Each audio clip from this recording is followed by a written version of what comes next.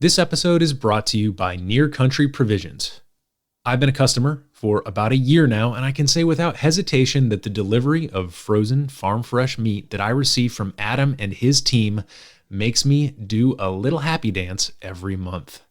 Not only does Near Country offer grass-fed beef and pasture-raised pork, but they also have an awesome selection of chicken and seafood. And the best part is it's all local and it's all sustainably farmed and harvested. You can customize every order or simply leave the selection in their capable hands like I do. Near Country even offers fun add-ons like bones for soups and stocks, as well as special holiday offerings like turkeys, brisket, and more.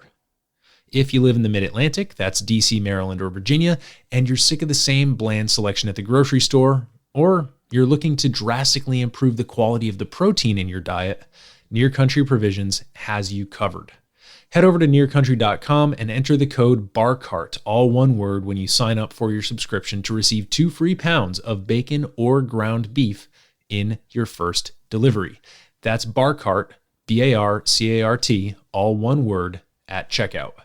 This is easily one of the biggest quality of life improvements I've made in the last year or two, so I hope you'll give Near Country Provisions a shot and let me know what you think. Now, back to the show. Modern.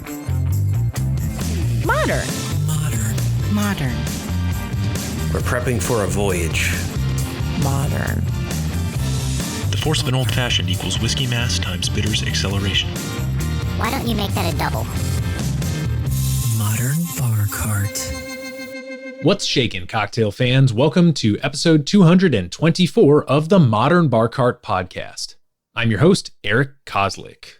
Thanks for joining me for this audio essay, where I pick one very specific topic from the vibrant landscape of spirits and cocktails and examine it under the microscope. And in this case, I really do mean under the microscope, so that you can become familiar with the history, art, and craft that most people aren't even aware of. The goal of these audio essays is not only to make you a better, more well-rounded drinker and bartender, but also to examine where our chosen topic links up with other nodes in the vast beverage network and try to understand what these relationships mean at the end of the day. Our subject of interest this time around is the mighty Margarita Cocktail, which stands out as perhaps the most beloved and ubiquitous sour cocktail in the world. Without breaking a sweat, most of us know it to be comprised of tequila, lime juice, and a sweetener, most commonly an orange liqueur like Triple Sec, Curacao, or Grand Marnier. You can probably also conjure up an image of its service method, the iconic stemmed glass and the salted rim. But beyond that, what can you tell me off the top of your head about the margarita? Can you produce a recipe with precise measurements? Can you tell me about the bar where it was popularized, or the bartender who invented it? Or when any of that happened, historically speaking? If you can't answer any or all of those questions with rapidity or certainty, don't worry, you're not alone. And the reason why you're not alone is because they're not super easy to answer. The Margarita Cocktail represents a branch of the sour cocktail family tree that constantly forks and elaborates outward from its origins. But maybe forking is the wrong way to describe what the margarita does. The Negroni forks into a Boulevardier, which then forks into an Old Pal and a Man About Town. A Martini forks into a Vesper and a Gibson, but a margarita radiates, spitting out little twigs and offshoots specific to time, place, style, and culture, all with different recipes, but all bearing the same name. I've always been fascinated with cocktails that seem to resist one or a few canonical recipes. Cocktails so good and so easy that the point isn't to worry about them or argue about them, but rather to simply enjoy them. Here's the catch with these kinds of cocktails though. You can sip on a mediocre one and not give it a second thought, not be disappointed. But when you encounter a truly amazing one, it's a thing of sheer beauty.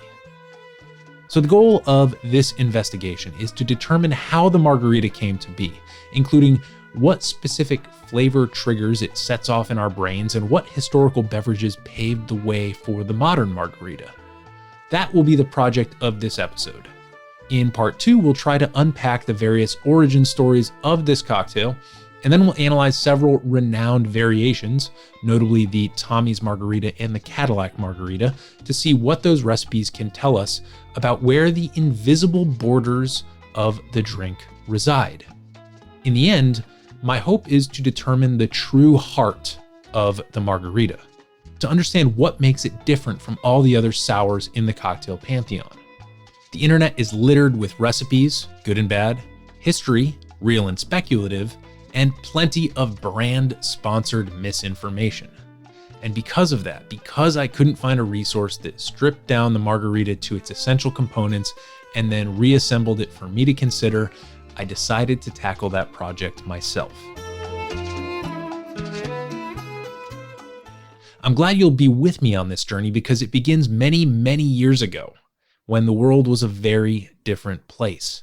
So come along with me and, maybe pack a snack, because to understand why the margarita is such a delicious drink, we need to go back in time roughly 500 million years. The story of the margarita, like any good story, begins with a worm. And we're not talking about the worm in the mezcal bottle here, but a 1 millimeter long roundworm known as C. elegans. In the days before mammals, before dinosaurs and reptiles, and before even the simplest fish swam in primordial seas, C. elegans split off from flatworms and other basic eukaryotes and started wiggling around in the mud. That's what worms do, after all. Things haven't changed that much in 500 million years. But C. elegans isn't just any wiggly little worm. It's something known today as a model organism, which is different from when your third grade teacher called you a model student, because I have a feeling your third grade teacher wasn't studying your reproductive life cycle or actively mapping your genome. That's what we do with model organisms. We look at how they reproduce, evolve, and respond to stimuli in order to understand big questions about the human body that are too complicated or unethical to test on humans. For more than 50 years now, scientists have been using C. elegans in various studies and experiments, and in 2002, it was the first multicellular organism to have its entire genome sequenced and mapped out for the world to see. One of the consequences of this work is that we can look at a gene that is present in the human genome and then step into our genetic version of the Wayback Machine to see if that gene or gene family is also present in this very early, very rudimentary organism. Well, it turns out that one gene family that you and I have in common with C. elegans is called OTOP1, which is responsible for our ability to perceive sour flavors. According to researchers, OTOP1 is, quote, uniquely suited to mediate sour taste transduction and is not structurally related to any other known ion channel or transporter, end quote. This is all a very complicated way of saying that, to the best of our knowledge, there were little worms crawling around in the mud about 500 million years ago, and their ability to perceive what amounted to sour tastes in their environment is directly tied to our ability to taste them in our cocktails today. Maybe not exactly what you want to hear as you take your first sip of a margarita, but I think it points toward a very deep and very essential relationship between living organisms and sour tastes. From here, the question arises, why did organisms at any point in our evolutionary history need to know about the presence of something sour? Well, if you can extract yourself from thinking about sour as merely a taste for just a minute, it might be a little simpler to think of an acid as just a compound with some extra hydrogen ions. Let's put on our chemistry hats here for just a moment, and I do apologize in advance because I haven't worn this hat since junior year of high school, and it was never one of my favorite hats. Anyway, here we go. A hydrogen atom is simply comprised of a proton and an electron. Proton, positive charge, electron, negative charge. And if that electron decides it's got better things to do, better atoms to go be with, then a hydrogen ion is formed. This is the simplest of all the ions because it's just a proton, a single positively charged subatomic particle. When we measure the acidity of a solution, we use a measure called pH, which refers to potential hydrogen or the power of hydrogen. Either way you translate it, whenever we measure pH, the end goal is just to figure out how many hydrogen ions are hanging around in a given solution at a given time. That translates to its acidity. So if I'm a little worm hanging out in the mud 500 million years ago, or even a fish swimming around in the prehistoric oceans sometime later, and I sense a distinct increase in the acidity of my environment, I've got two choices. Even if I don't have a brain, I've got two choices to make. I can either ignore that stimulus or I can respond to it. If that acidic environment turns out to be bad for me and I stay, then chances are I die. But if I move, then I maintain my homeostatic balance long enough to reproduce and create copies of myself that will hopefully do the very same thing when they sense a potentially harmful shift in the pH of their environments down the road. That's how evolution works. And that's how certain physical traits and capabilities, like the ability to perceive acids, are passed down over eons. But at the end of the day, you and I are not worms. We are not fish, we are primates. Instead of sensing the presence of acidity in an aqueous environment using receptors on the outside of our body, we need to actively ingest a substance to determine whether or not it is acidic. Now, anyone who's ever juiced a lemon or a lime when you've got a cut on your hand knows that's not strictly true, but for the purposes of sour cocktails, let's assume that that's the governing truth. Here's Professor Dan McCall from the Gettysburg Odor and Flavor Lab explaining how our taste receptors identify a given taste, in particular, something sour. And if you can believe it, this is from way back in episode 7. That's almost 5 years ago. Take a listen. Taste starts on the tongue. The tongue is bumpy. Those bumps are called papillae on the tongue. And those are not the taste buds. We usually often refer to them as taste buds, but they're not the taste buds. The taste buds are on those bumps. And you have upwards of 50 or 150 per bump. And the taste buds are the things that do the reception. So when you, for instance, ingest something, a taste molecule of sugar, for instance, the taste buds have taste cells on them. Those cells have little receptors, and I think you think of them as a lock and key type system. So the receptor is sort of a lock. The sugar molecule is the key that fits that lock. And when the sugar molecule floats by in some saliva and lands on a taste receptor, you have the experience of sweet. And the taste of sweetness works that way. Bitter works that way. Umami works that way. Sour and salt work a little bit differently. There aren't locks and keys for that. Those molecules go straight into the cells and cause activity. But it's similar in the sense that you have the molecule floats by and you get a signal. And that signal gets sent back to the brain. Notice that Professor McCall isolates the way we perceive acid and salt from the way we perceive sweet, bitter, and umami flavors. This is because these two tastes operate using ion channels rather than the slightly more specialized lock and key receptors for other tastes. To me, this connection between acid and salt seems important, especially when we're talking about a sour cocktail often served with a salted rim.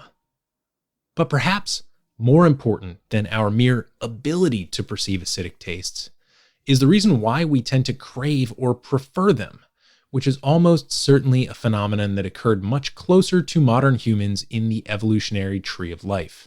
So in our next phase of this journey, we get to time jump more than 400 million years closer to the present day.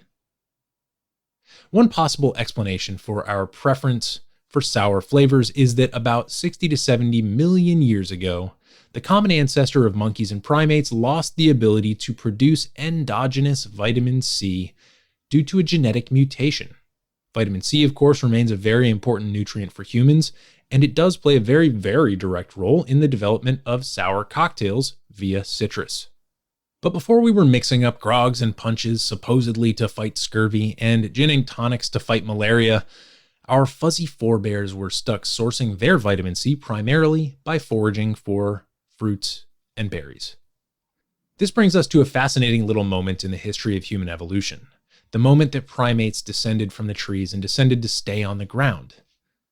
This decision, if you can call it that, is what prompted us to begin walking upright and to form social groups capable of warding off terrestrial predators. It also happens to be the historical moment where our need for vitamin C experienced a collision with our affinity for alcohol. Here's past guest Mark Forsythe, author of A Short History of Drunkenness, explaining the drunken monkey hypothesis. I should point out before we get going that all of the higher apes and most intelligent mammals, and even some very stupid mammals, like a drink. They will drink alcohol whenever they can get hold of it. It's just they can't make it. But alcohol does occur naturally. If you just leave fruit to rot, it starts producing alcohol. And alcohol is a very good source of energy. And human beings are uniquely good at processing it. We are the second best animal in the entire world for taking our booze after the Malaysian tree shrew. So never ever get into a drinking contest with the Malaysian tree shrew. But after that, we have a quite specific mutation in our genes, which goes back about 10 million years, which allows us to process alcohol way better than most animals and to get more energy out of it. About 10% of all the enzymes in your liver are there just to get energy out of alcohol. And this led people to say, why do we have that? Interestingly, 10 million years ago is just about the time we came down from the trees. And so the theory runs something along the lines of we came down from the trees to get this ripe, rotting fruit which has fallen onto the forest floor. That's why we come down from the trees, which has this alcohol in it, which is great for our energy. We actually develop a nose. We're like great white sharks can smell blood, miles and miles away. We're like that with alcohol. Humans have this incredible ability to smell alcohol, which other animals don't have. So we wandered around looking for our rotting fruit. When we found it, we ate a bit, but it was a big find to find a proper alcoholic rotting fruit. And so we then needed another little mutation in our genes, which we have, which dates from the same time, which is to make us eat a lot.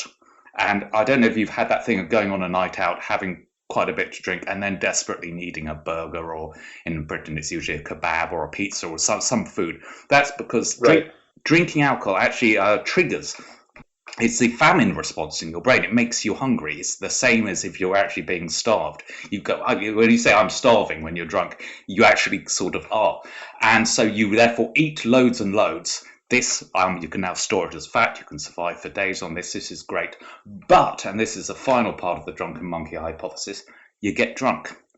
And this is a little bit dangerous. If you're just lying around on the forest floor on your own, drunk, and along comes a saber-toothed tiger or Tyrannosaurus Rex, which would be achronological, but there we are, then you need to be able to protect yourself from that predator.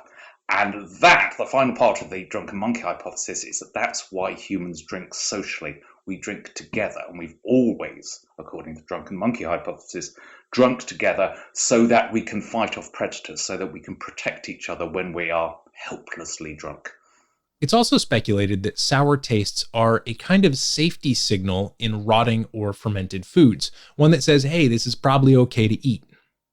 This is relevant because as our primate ancestors foraged for the nutrients they needed, they were bound to encounter lots of ripe fruits rotting on the ground, at which point they were faced with the decision to eat or not to eat.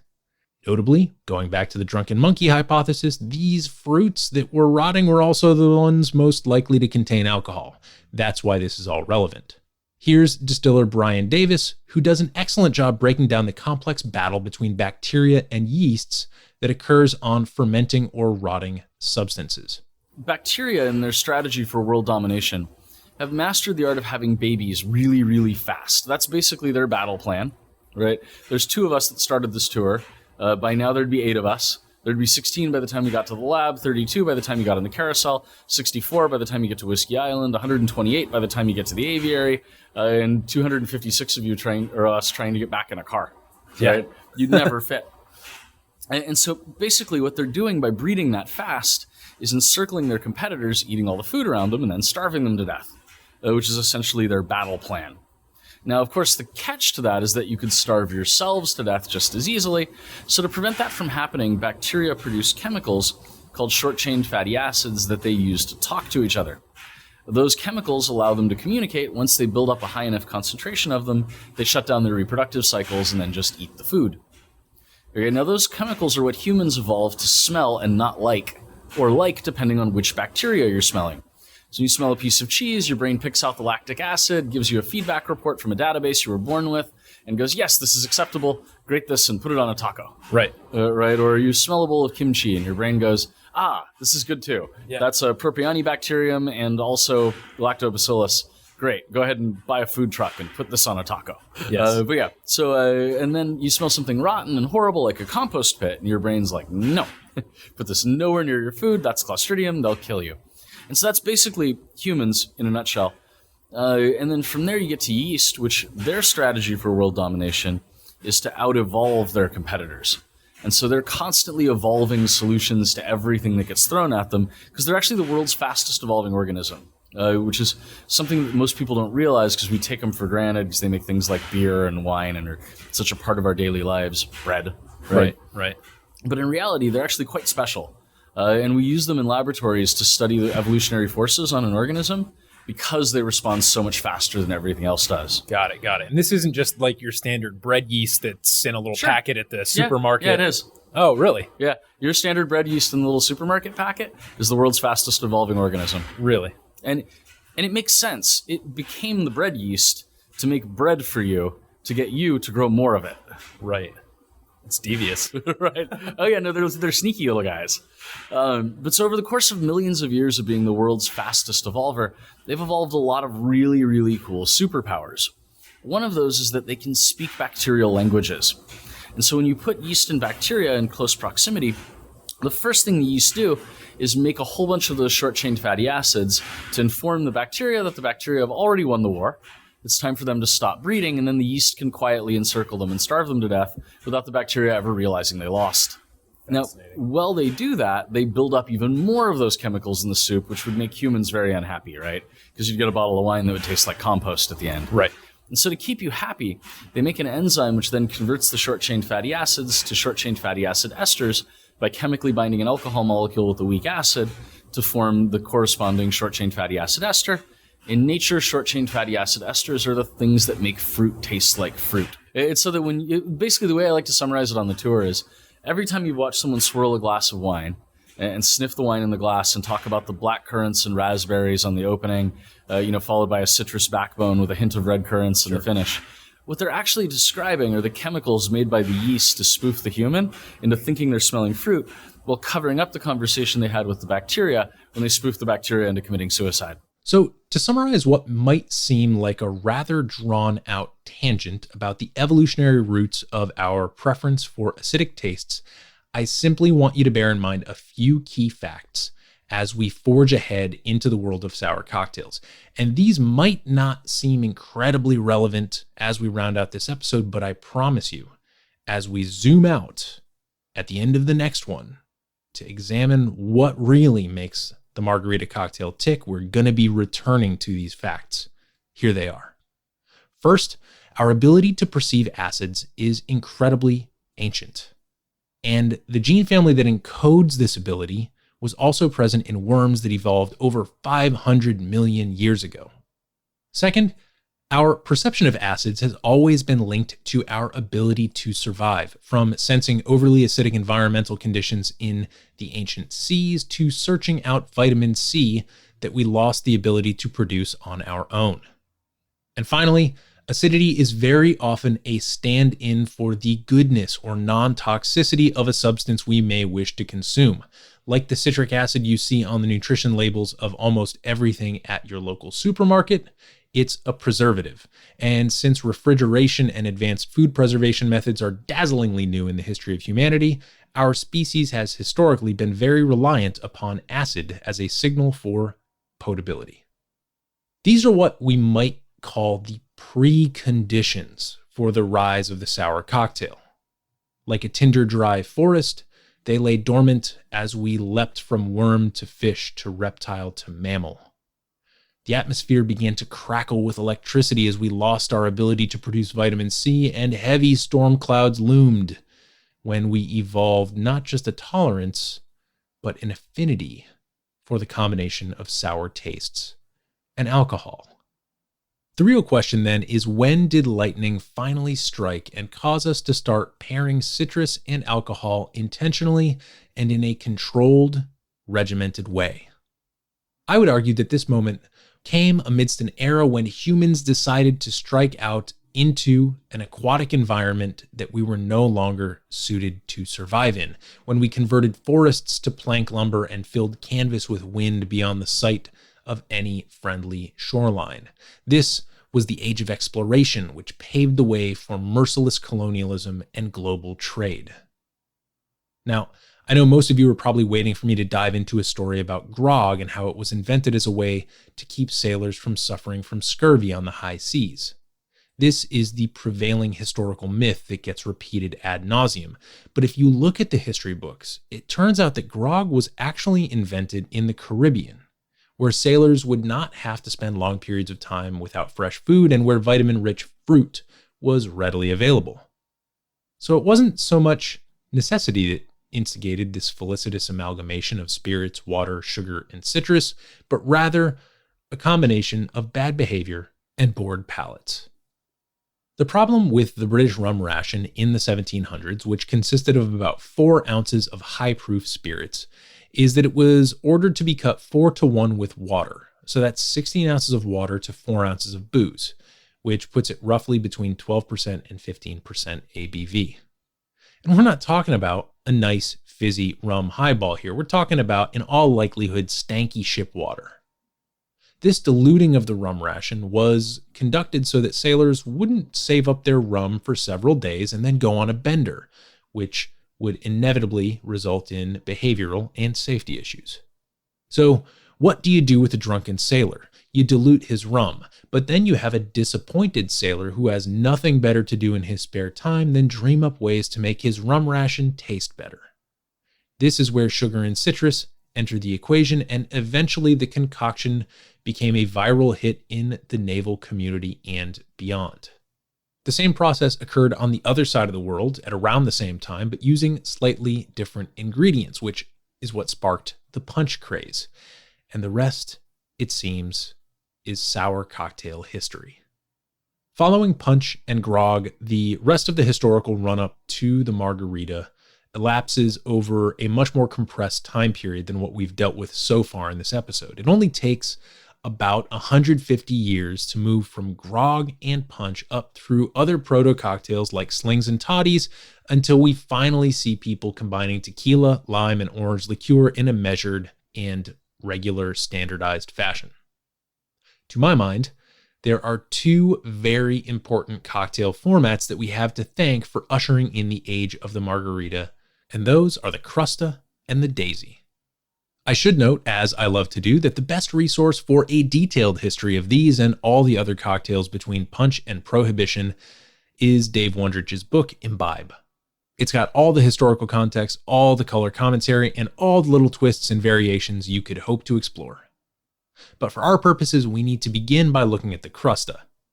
This cocktail hit the scene in 1850s in New Orleans, invented by an Italian bartender named Joseph Santini, and was initially a brandy-based cocktail, although it was quickly adapted to other spirits.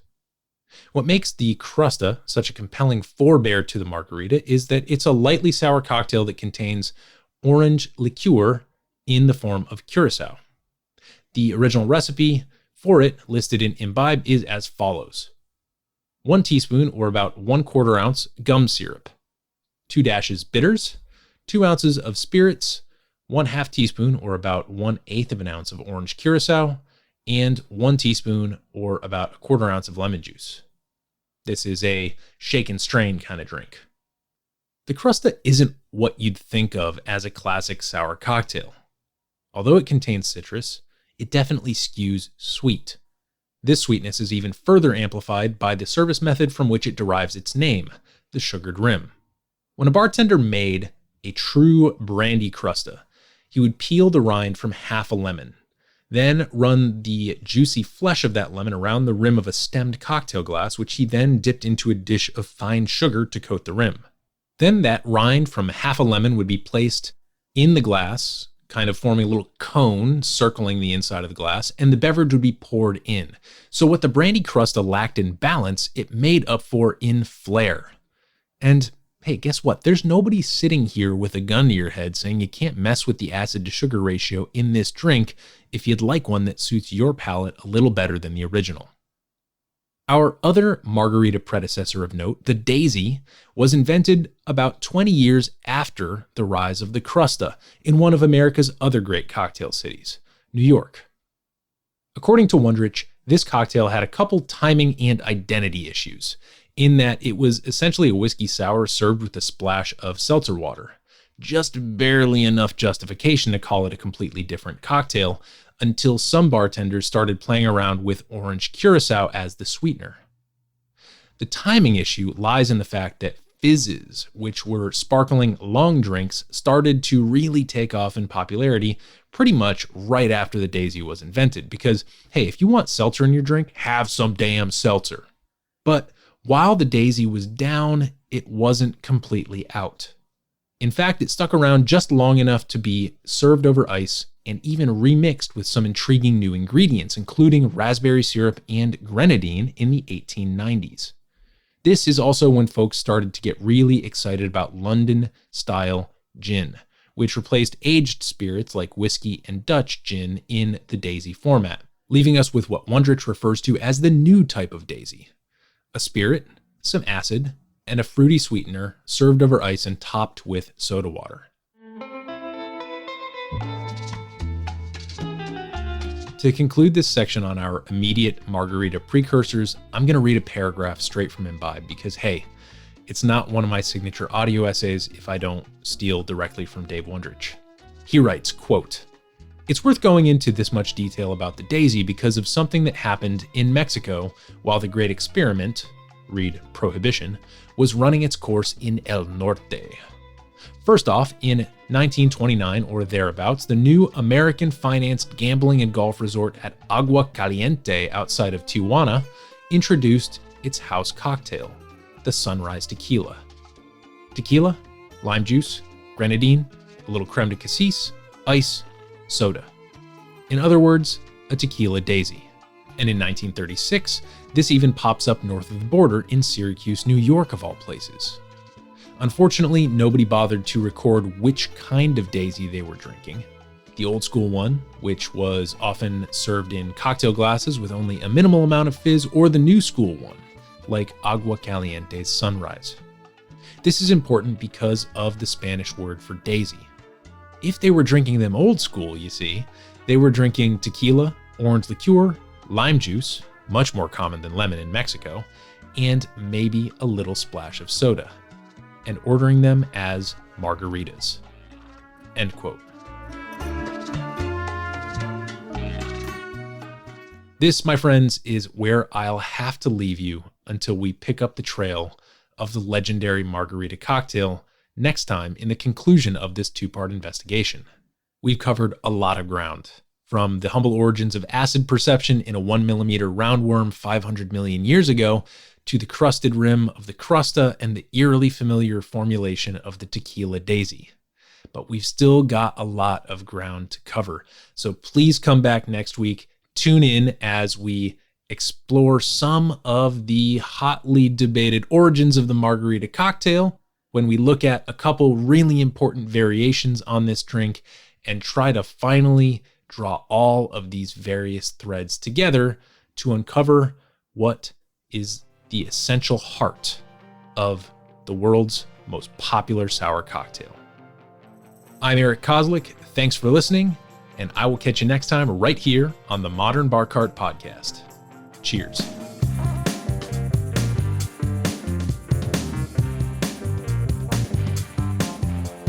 Hey everybody, thanks for listening. If you enjoyed this episode, there's two big things you can do for us here at Modern Bar Cart. One would be to tell your friends and family if you think they'd enjoy listening to us talk about cocktails.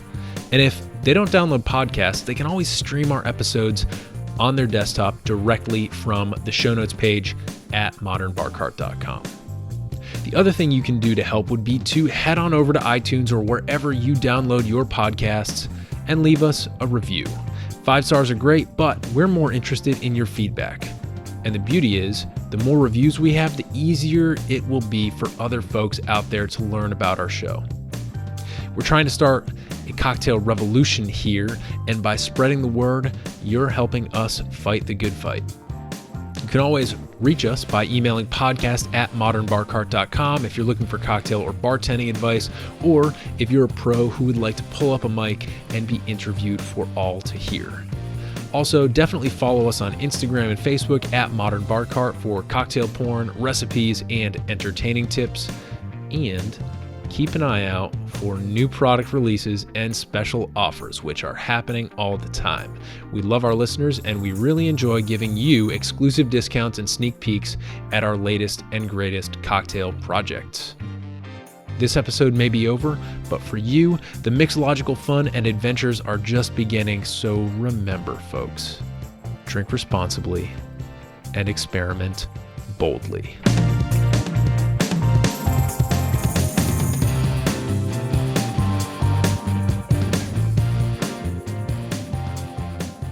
This episode is made possible with editing and sound design by Samantha Reed, and a little bit of researching 500 million year ago time travel and magic by yours truly.